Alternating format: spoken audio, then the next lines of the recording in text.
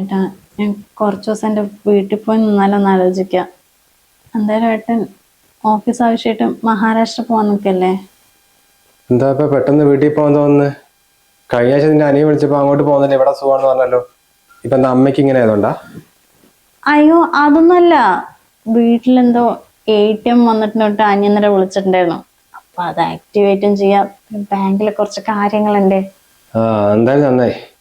അല്ലെങ്കിൽ നീ ഇവിടെ ഇരുന്നാലേ വീട്ടിലെല്ലാ പണിയും ഇപ്പൊ നീ തന്നെ ഒറ്റയ്ക്ക് ചെയ്യേണ്ടി വരും.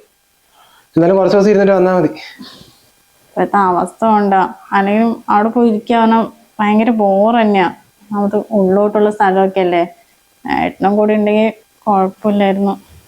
അങ്ങനെയാണെന്ന് വെച്ചാൽ നീ ഒരു കാര്യം ചെയ്യ്, എൻ്റെ കൂടെ നീയും വാ മഹാരാഷ്ട്രയിലേക്ക്.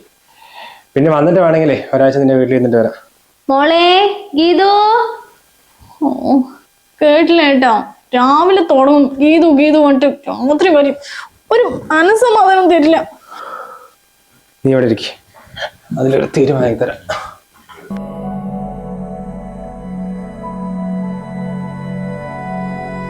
അല്ലമ്മേ, എന്തിനാ ഇടയ്ക്കിടയ്ക്ക് ഗീതു ഗീതു പറഞ്ഞിട്ട് വിളിക്കാൻ നിൽക്കുന്നത്? അവൾക്ക് അവളുടേതായിട്ട് കാര്യങ്ങളുണ്ടാവില്ലേ? അതല്ല മോനെ, അമ്മയ്ക്ക് മരുന്ന് കഴിക്കേണ്ട സമയമായി തോന്നണോ. കുറച്ച് കഞ്ഞി എടുത്ത് തന്നാലേ അത് കഴിച്ചിട്ട് കിടക്കാലോ. അതിന് അവൾ തന്നെ എടുത്തു തരണോ? അച്ഛനോട് ചോദിച്ചാ പോരമ്മേ?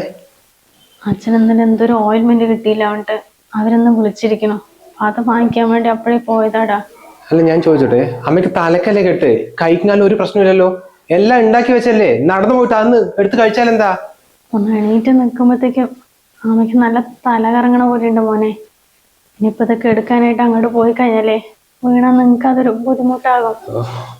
എന്റെ അമ്മേ, ഈ അച്ഛനെ അമ്മയും നോക്കാൻ വേണ്ടിട്ടല്ല ഞാൻ കല്യാണം കഴിച്ചത്.